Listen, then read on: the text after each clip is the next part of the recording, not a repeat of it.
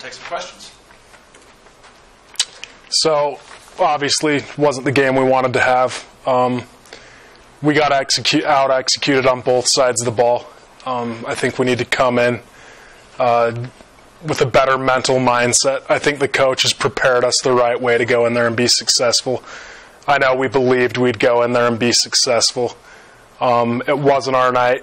There's a lot of things that we need to clean up. There is some good that we can take away from the film.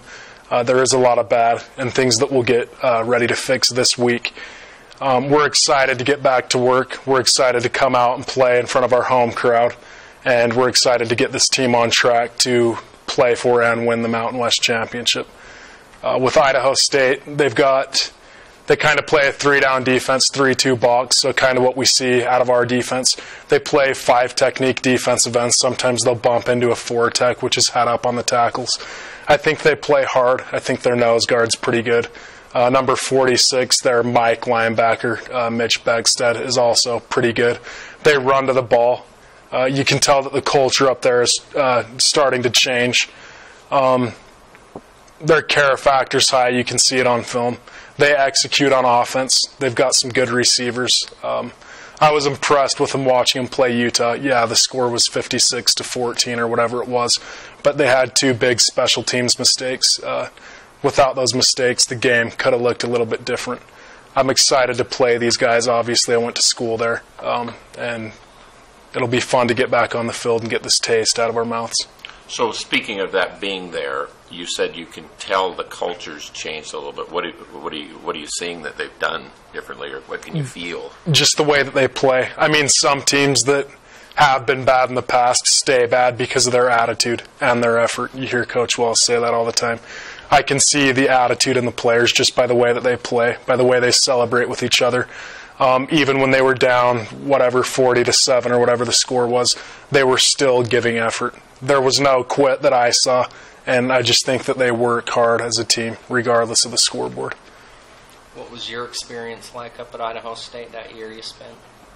I mean, I'm grateful to Idaho State for giving me that semester of scholarship and allowing me to get out and play on the field. But the attitude was different. I mean, it was guys just playing for themselves. I mean, it was selfish play. So, although I did have a lot of friendships with the guys on the team, it wasn't that team feeling like, hey, let's go out here and win. Hey, yeah, we're down by 21. Let's come back. Let's get this. There was no real belief after the offense went down and scored on our defense. You said there was good and bad that came out of the Tennessee game. What's the good? I think some of the young players played well. I think the offensive line handled the noise well. We were so close on a lot of plays. Close doesn't cut it. It wasn't our night, but the defense ran to the ball. The defense played hard. I thought the defense was physical at the point of attack, things like that. How do you evaluate then the offensive line's performance? I mean, granted that you didn't get many yards and running game and things, is that all on you guys, do you feel like? Or? We'll take all the credit, 100%. It was all on us. With an offensive scheme and kind of the way the offense works, all 11 guys have to be executing at the same time. What I saw on film was a guy made a mistake here, another guy made a mistake here. We did have a lot of new young guys playing. So you're going to get those first game mistakes, hopefully, out of your system by week 2. But I just think I saw a lot of small mistakes here, there, and there. There would be a receiver streaking down the field open, but maybe an O-lineman missed a block, or maybe a running back missed a block, or a tight end. Just small things like that on every play. It starts to build up. You get behind the chains, and you have the type of performance that we had last night. Were you able to communicate, which is, they tell us, is important between the 5 of you? I mean, was that a challenge? We could communicate. We could hear each other. I thought we did go into the game prepared. But again, sometimes when the lights come on, you are bound to make mistakes. No young guys ever come into a game and had a perfect game to start. So we expected some growing pains. The growing pains did manifest themselves, but we will have them cleaned up this week and in weeks to come. Kevin, you've never been involved in a game with a result like that at Utah State, of being beaten that badly. What is it like for you, or how have you? You know, you're talking about coming right back in and getting to work. Is it even more, or can you explain how your feelings are a little bit about that? I mean, kind of just 38-7. I like to visualize. I like to use visualization before games, and that was not anything close to what I saw happening on Sunday night. I thought we were more prepared. I thought we were ready to execute. I thought we were more physical, and those things just didn't happen. So the 38-7 loss is something that I've never dealt with at this program, and it just gives me a resolve to want to do more for my group, and all the leaders, all the captains, and all the leaders will be doing more for our group, because we know that what we've been doing so far isn't good enough. This being your senior year, what kind of legacy do you not only want to leave with the program but on the offensive line? Well, I believe that this can be a really good Utah State offensive line. I think we did run to the ball. I think we did have some good things that we did put on film. But I want to be an offensive line that pass protects and that can run block. We're balanced. We can get out in open space, and we can cut down the corners and allow our running backs to get up the field on screens. I just want to be known as a group who gives effort and executes, and we'll make that happen. So is it more of a surprise Tennessee's athletes on their defensive line, or the way you guys played then? All the credit goes to Tennessee. They beat us 38-7. So whether I say they weren't tougher than us, or they weren't stronger than us, or more mentally prepared, I think what it comes down to is they out-executed us. I don't think that they physically dominated us. I just think they out-executed us. They came ready to play. Nothing about what they did or their speed or size surprised you? No, they played base defense. We got pressure a couple of times, but they weren't a real pressuring team. We basically saw base looks that we've drilled over and over and over again at practice. Executing those looks in practice is one thing. Doing it in a game is another thing. So I think it's good for guys to get their feet wet, kind of play in a game, and learn what it takes to actually execute on game day. Tani eventually left the game, and Tyshawn came in. No, we had a rotation going, so Bill would go to right guard, Tani would go out, and Tyshawn would come in. And it was kind of a three-man rotation in the middle there. So 3 new guys played. 4 new guys by the end of the night played in the guard spots. That was the plan going into the game, though.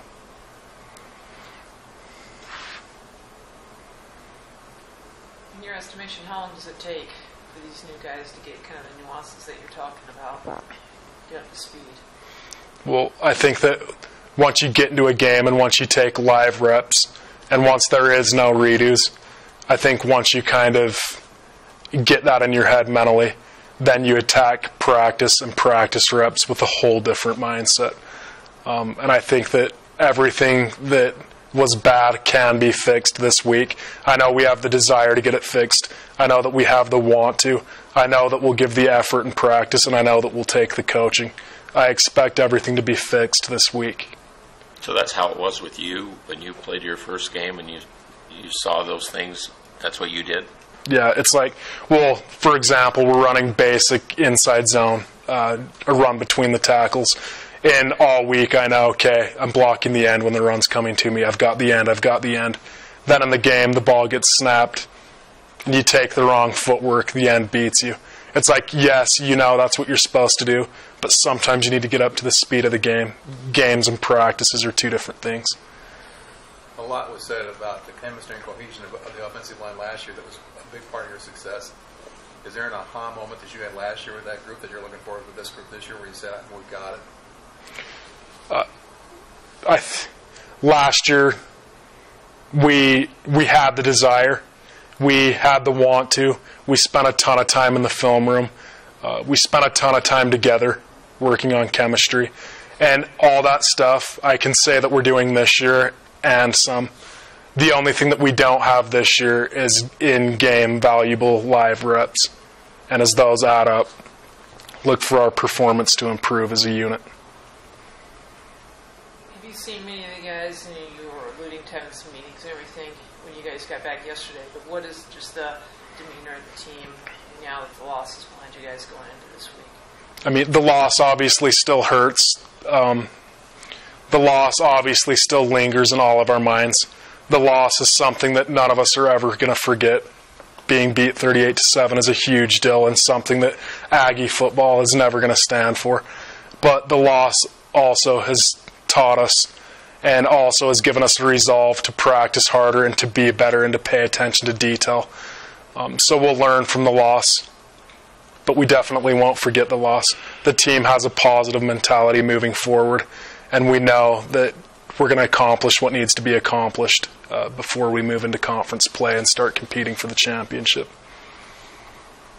What are season openers or home openers like for you? I love playing in Romney. I love the local support, even Aggies that come from far. I love the game time atmosphere. I love the I Believe chant. I love our student section. The passion and the emotion that everyone brings to the games. And I'm proud to be an Aggie, and so obviously playing in Romney Stadium is huge for me. It's an honor for me. Beard's getting thick. Yeah, growing it out all year. So my next press conference, you'll need to widen the camera lens. So, yeah. So, yeah, I gelled it down today. So, yeah. How does your wife feel about that? She hates it. But she's just got to get used to it. I'll shave it as soon as the season's over. Anything else for Kevin? Thanks. All right. Thanks. Yeah, no problem. All right, so as far as the Tennessee game goes, obviously very disappointing of the outcome, the 38-7 loss. It's been a while around here since we've lost like that, been dominated like that. As far as the defense played, I feel like we had most of the time 9 or 10 guys who were supposed to be doing what they were supposed to be doing, and then it was 1 or 2 guys who were out of position, doing the wrong assignment, which ended up hurting us. Third downs in the second half kind of killed us on that drive coming out of halftime. I think they converted like 3 or 4 third downs and shorts that just prolonged the drive. I think some guys got tired there at the end of the drive. And some good things, though, is I think everyone played pretty hard. Even when it kind of got out of hand there at the end. Guys were running the ball still, giving a lot of effort. So that was good to see. And then as far as Idaho State goes, we haven't had an opportunity to watch film very much. We've been going over the Tennessee film, trying to get some things corrected. But as far as what I've watched so far, they're pretty athletic. They got some guys at receiver who will go up and get the ball. Their running back, I feel like he's quick. He's got good vision. Both their running backs do, number 31, I think, and number 1. Their quarterback throws a good ball. He makes good decisions. He's smart with it, and he's mobile, so he's somebody we're going to have to contain. So what were some of the biggest things you guys learned from that loss that you need to fix and correct moving forward? I think what we've learned is we've got to pay more attention to detail, just the little things. Knowing your assignments, that we had a lot of blown assignments where it really hurt us, so I think it's just paying attention to detail defensively. On your sack, can you go back and remember that play, what you did on that play, and were you coming the whole time, or is it something you have to read to see how that works, or how does that work on that play? It's just set up for me to come off the edge, and the tight end blocked me, and I, just chop ripped, so I was able to get his hands down, able to turn the corner. So you were coming the whole way Yeah. on that play. It's never anything that you just kind of read the way the flow of the play goes or anything like that. No, not on that one. I was coming the whole time. So But some of the times it might be. yeah, some of the The times. flow of the play or whatever determines what you do, or who's covering your area, who's there, or things like that. Yeah, at times. Okay.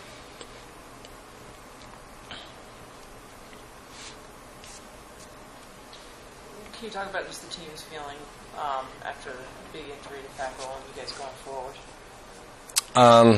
I think it's hard to see a guy, especially of his caliber, to go through something like that. A guy who could, potentially go league after this year. It's hard to see him go through that because he's a close friend. So, it hurts us defensively because he's, arguably our best player on the defense. But it's just an opportunity for some young guys to step up who haven't played that much, and they're going to have to step up. So, does it come down to one guy or the defense as a whole to replace him? Or? Schematically, that's up to Coach Orlando, Coach Wells, see what we're going to have to do. So, Torrey played a lot of the game, didn't he, at that spot? Yeah, he came in and did a good job. He had a few good pass rushes, and he knew what he was doing the whole time. So it was good to see him get in there and know what he was doing. He didn't get caught up in the moment. He did a good job. So we're going to need him to play well. As frustrating as it was, Tennessee didn't run the ball great against you. They didn't really blast you. What's your feelings about that area of the game, being the physical side of the defense? I think physically we held up pretty good. They are big, they are strong, and they are fast, but I feel like physically against the run we did a good job of getting into our gaps and limiting big plays in the run game. So that was encouraging to see. To help out the secondary, you front seven guys or so are expected to do something to disrupt the quarterback, make it a little tougher on him. How did you think you seven guys did helping those secondary people? We weren't able to get into our pressures as much because of the third downs, the short distances. So I feel like a lot of the times we weren't bringing as much pressure as we would have liked to. So it kind of left those guys on an island. We weren't being able to get to the quarterback as fast as we wanted to. And the front seven, we got to do a better job of getting to the quarterback and disrupting him being able to throw the ball like he did. So.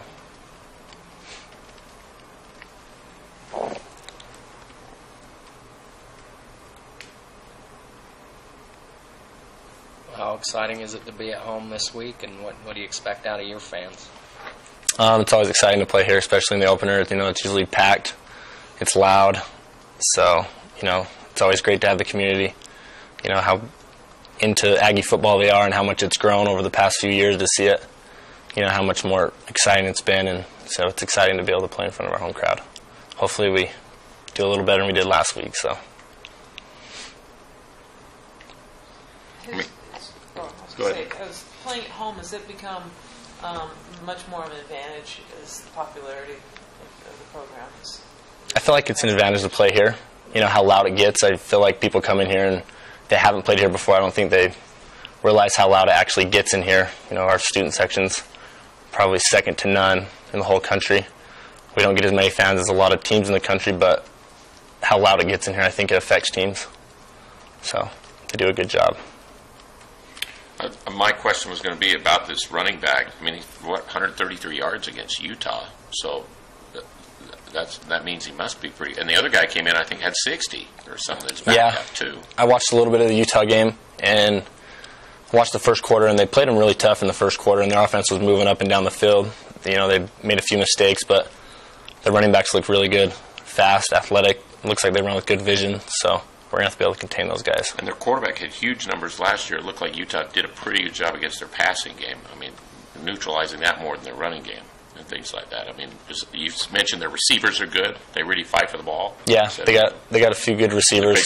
Quick, they got a few big guys, which we're going to have to do a good job on them, not letting them get behind us. We got some young corners still, so we're going to have to rely on them to be able to challenge them for the ball.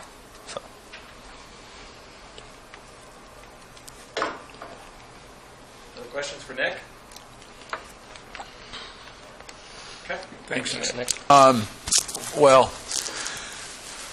feel like I'm about to say the same thing I did coming off the game. It's a very humbling defeat and very eye-opening for us as a program, something I haven't gone through here, something we're not planning on going through anymore.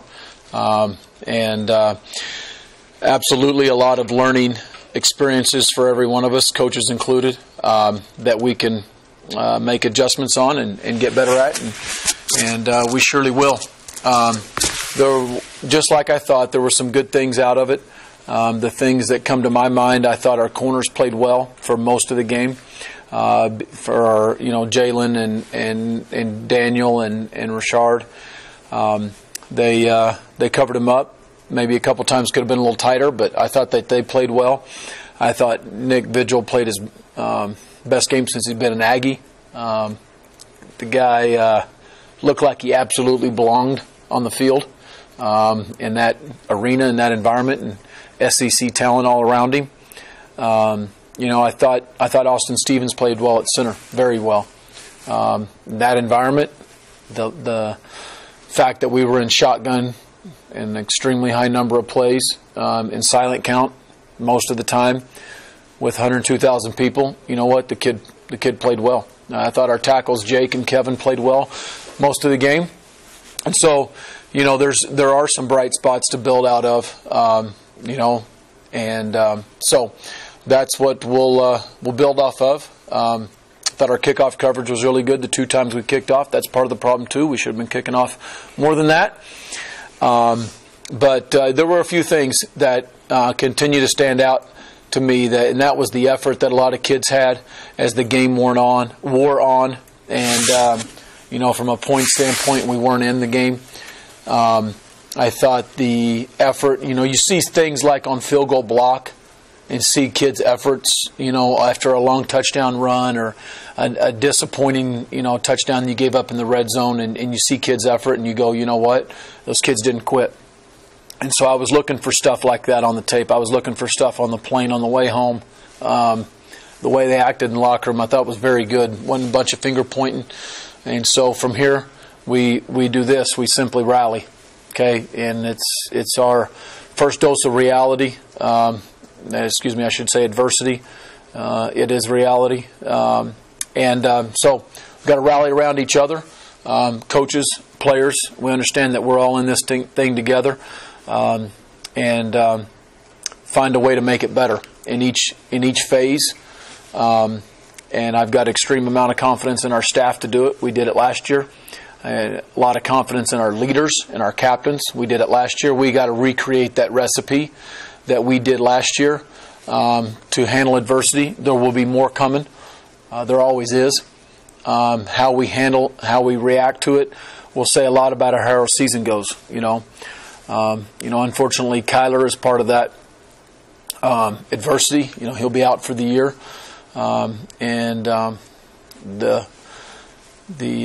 the disappointment is tough for me as a head coach to know what that kid went through. Just to be where he's at.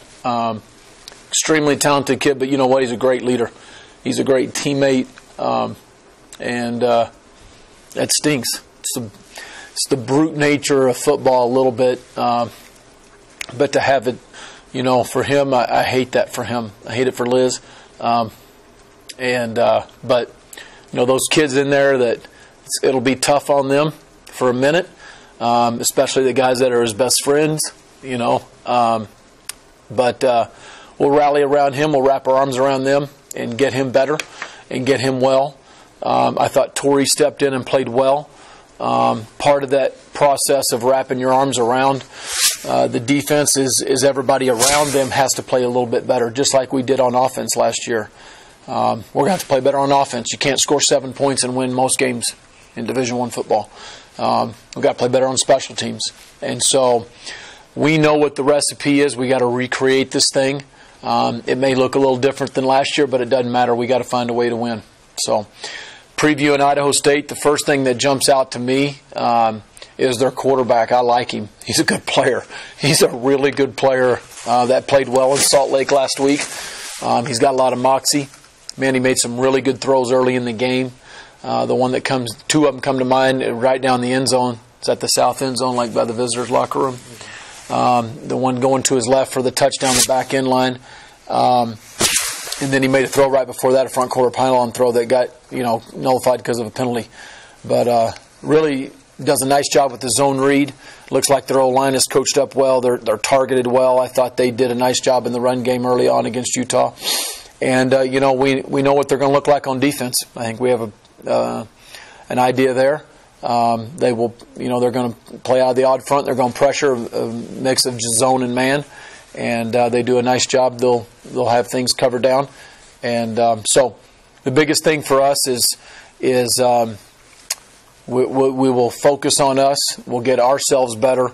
Come out and do everything that we can to get this taste out of our mouth in the next opponent in Idaho State this Saturday night. So go ahead and open it up for any questions. Talk about their little running backs. I mean, the one had over 100 yards, and the other guy comes in and has 60. Yeah, they ran the ball well. You know, a lot of it was zone read and ran a couple different schemes inside, but I think they did a good job. They did a nice job covering people up with their O-line. The quarterback did a good job, it looked like, getting them in and out of some plays. They were very efficient. Their offensive line's all back, I think, from last year. I think every single guy. Yeah, and they did a nice job, you know, in their conference run late in the year, and it's a program that I think is very, very solid. They did a nice job against Utah. So I mean, because last year their stats show they didn't hardly run the ball. They were throwing at 400 yards a game.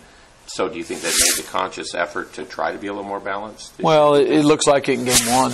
You know, that's what they try to do against Utah. So we'll see if that's what they do against us. But it obviously looked like they wanted to establish it and be a little bit more balanced against Utah. Could you just say exactly specific injury, exactly what it is? It's a knee injury. He left the game earlier in the quarter, came back. What did the doctors diagnose or Mike the first time he went out? Well, I'm not going to get into the medical diagnosis, Craig, and everything, but obviously he was in just a little bit of a pain, not enough to keep him out, and structurally it was good, and everything was okay from that standpoint to put him back in.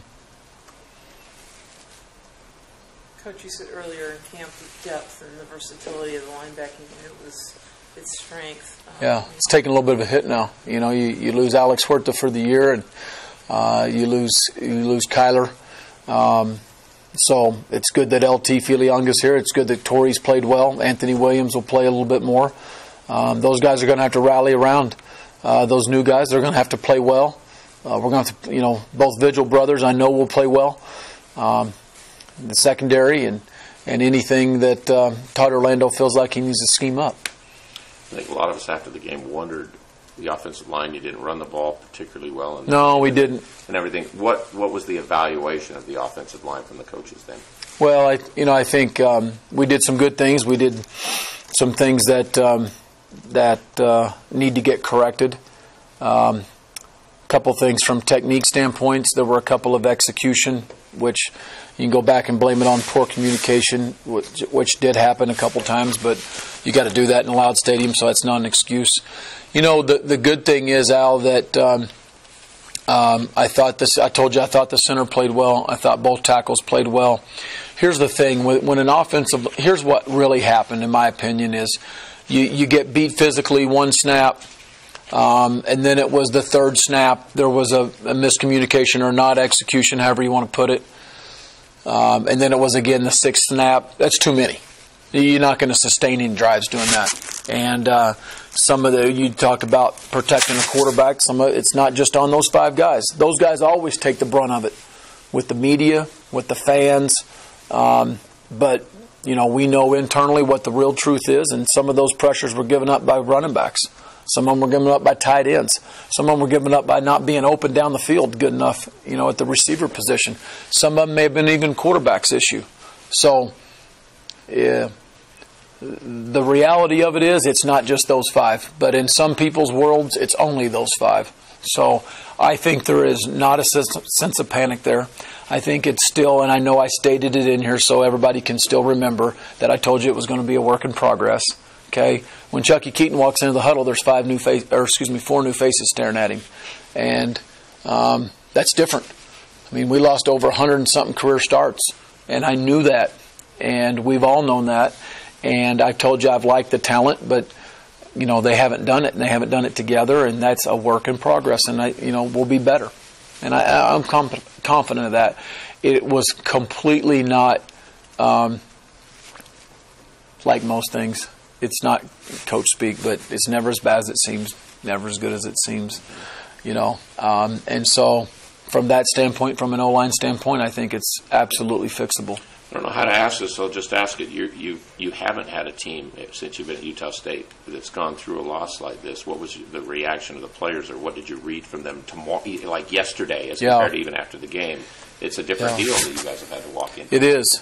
So, quite honestly, some shock, some ticked, some embarrassed. You know, I know I've felt all three of those emotions.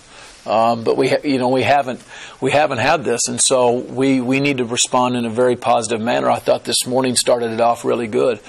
In this building, I'm going to tell you, we're going to address it head on. We're not going to skirt around any issue, and we're going to address it just like it is. Call a spade a spade. We're going to be very detailed. We're going to be very demanding, but not demeaning. And those kids know it. They're going to be that way with each other. I want them to be. And we're going to face this thing head on and get this ship righted. What about rust from Chucky or Joe? What about the what?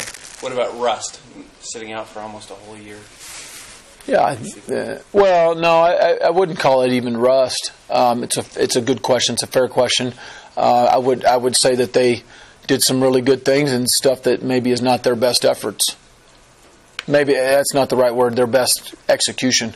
They'll play better in the next game. Being a senior on the O-line, what does Kevin Wimpy mean to that group, and what has he meant to the program in his time here? Well, first of all, the kid he epitomizes a lot of what this program is built on. The hard work, his effort. He's got a blue-collar mentality. He does all the extra things. Football junkie, all the extra things in the weight room. He's a solid student, a graduate already. A young man he's a great father, husband, going to be father. But just, he cares. I mean, his care factor is off the chart.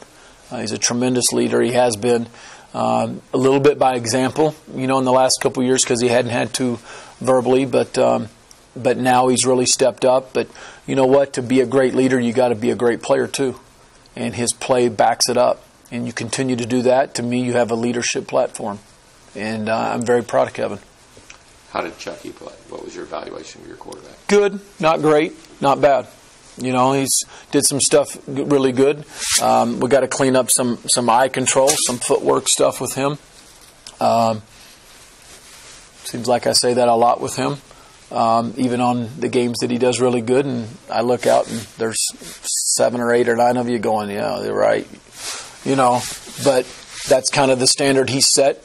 We have set for him, and he continues to meet, and so it's not going to get lowered. There were some balls I know he wished he had back, probably some calls we wish we had back, and he'll play better. His best throw of the night looked like it got dropped. Which one was that? The one that passed to Swindle. It was down the field, about midfield, where he threw it in between people. Stuff that looked like one of his better throws. It was a good ball. Yep, it was a good ball. He had several good balls. He had a couple in really tight man coverage, and he played a lot of man coverage. And I told you to me that was part of the strength of their defense. Besides AJ, was their back end. Those guys have played a lot of football, and they did a nice job. And there were some tight windows, and he fit some balls in there. And we had some other guys running wide open, and we missed a block up front. Or we missed a protection call with the tight end once. And we have guys 2 steps behind guys. I mean, things like that makes the game a whole lot different. If we're able to do that, and some of those get overlooked, and he did some stuff throwing the ball away that doesn't ever get written about. But I think it's good stuff. It's very unselfish of him. I love Chucky Keaton. He's a starting quarterback here, and he'll play better next week. Was he running for his life a little bit more than you would want him to in a game like this? Anytime he's got extended pressure, I don't like it. But to say he did it any more than he had in other games, I'd have to sit and think for a second. That's a good question, Craig. I don't know the answer to that. But there were times that, when his footwork's not where it's supposed to be, there's some pressure that gets created that is really not there. So we got to firm up in front. Tight end's got to block better. The O-line's got to block a little bit better. The running back's got to fit in their spot better. So it all goes together, and it wasn't. it all stunk most of the night, to be honest with you. Anything There about you go. that? There's your soundbite. Anything about Idaho State's defense that comes to mind? You know, they're active up front. You know, they're gonna slant, they're gonna angle, they're gonna pressure from the field and the boundary and play zone, and man, they do a nice job. I think the linebackers do a good job of fitting. Other than that, I'll get into some specifics as the week goes on. I know them a little bit better. It's a little bit quicker turnaround than we're used to right now. Coach, have you looked into Fackrell as far as getting a medical red shirt? Or? I haven't, Leah, just because it obviously is as out on the table just because of the timing of the year. We all know that. So absolutely it's a possibility. Yeah, but I mean it's obviously very, very early in this process. Yeah.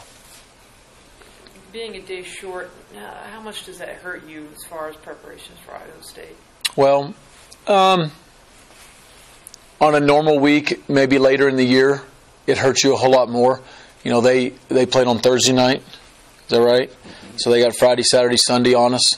I mean, it's a 3-day head start, but, you know, what are they going to go off of? They're going to go off of our Tennessee tape, so they couldn't get it, you know, until Monday. So, you know, from that kind of standpoint, no, not really, but they had 3 days to rest up, and we're a day short on you know, recovery and rest and all that kind of stuff. So it's a little bit advantage Bengals right there on that. But, you know, they're going to game plan off of one game plus our games last year. We're going to game plan off of their one game plus games last year. So I think that's about a wash. Any other Later in the year, though, it would have been a Thursday, Sunday game later in the year. I think it's a little bit more advantage for that team that has that Thursday game. Any other injuries to the problem or any other concerns? Not season ending. This week, could there be some guys missed that play? You know, I'm gonna comment on season-ending injuries. We're banged up just like every team is coming after game one, and so unless a guy's going to see significant time, I'm probably not going to comment on a kid unless he's going to miss multiple weeks. You commented on your tackles on offense and your center.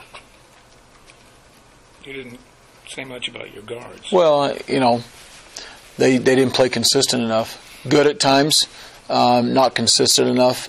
To be winning effort, and you know, they got to improve just like some of the other positions got to improve. There's not one guy that really can escape that after that kind of game, and I say one guy, and that starts directly with me.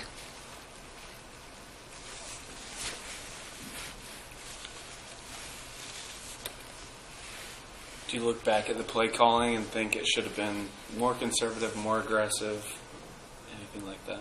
I look back on it every week. You know, I look back on games that we played really well in and say, "Dadgummit, I should have thrown another shot right there. Take a shot, go. You know, score another touchdown." Man, at that point, you know, yeah, you always go back. I reevaluate each week.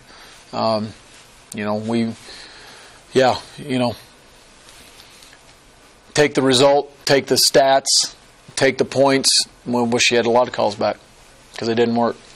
So you don't look at it one way or another, though, I guess, from the Tennessee game. Well, I mean, obviously, I wouldn't want to go a whole lot more conservative. I mean, because whatever mixture of conservative and aggressive has got us 7 points, and 7 points ain't gonna beat very many teams right now, anywhere. So to say that you got to be that much more aggressive, I wouldn't come out and completely say that, because then because I don't think it's accurate. You're just going to come out and take shots every single snap, you know, when, you know, the odds of completing those balls are right at about 30%, you know. No. So, but I think you go back, and there were times in the game you go, you know what, now you look back on it, let's learn from this. This is probably where we should have been a little bit more aggressive. You know, maybe we were too aggressive right here in a certain spot, and maybe that comes up. You always like to use your first half timeouts, and you had 2 left with a minute to go. Yeah, that's one I wish I had back. I'd probably wish I'd have burned it right there and made the kid think about the field goal a second. But he just missed it bad, 2 right before it. I got close down there, and I typically do that. And so if any kickers listening to me right now, then they'll know that's coming next time. I kind of wish now that I'd have done it, but then we turn around on offense, and you got a chance to maybe move the ball, and at that point, a couple guys were out. Sometimes you want to minimize bleeding and just get in and regroup, and let's come out with the second half kickoff too. So yeah, everybody can second guess that, and second guess the first play call of the game and the last play call, and so I'm open to that. That's fine. I wish I'd probably burned the timeout on the field goal. Made him think about it a little bit. He drilled it though. Good kick. Any concerns on the third down conversions going forward, or was it just one of those deals? Yeah, my major concern is it's too dadgum much third and long. Yeah. Too much. Which here's where that comes into play, first down efficiency. Take JoJo's run out of it, and we weren't very good on first down, which leads to third and longs, which by percentage, if you're in the 30% in third and long, you're good. But, I think... I don't have the quality control in front of me, but I think over half our third downs were 7+. We weren't as good as we need to be in third and medium. We were 0 for 1, I think, on third and short, but the problem is, as I just said, 0 for 1. There was only one shot at third and short. So you get into that, you got to be better on first down production. We weren't very good in first down production. JoJo's run, obviously, was a first down call and explosive and all that, but you take that run out of there and the first down production's not near good enough, which leads to third down challenges, which we struggled in. They sure figured out a way to keep him out of the return game, JoJo. Yeah, you kick it short and high, and you get fair catches. Same thing we did to them. Kick it short and high. Yeah. And, I just said that. No, I can talk about this for a second. I just talked about that on the radio just a few minutes ago. And I know it sounds funny, but I'll say it to you guys. That was one of the big bright spots of the game for JoJo. I'm going to tell you what, that's the hardest job in college football. Be a punt returner. And do it in an SEC with SEC guys coming down and in front of 102,000 people in that atmosphere, and it's loud, and it's short punts. They're high punts. And you got your guys and their guys running right at you.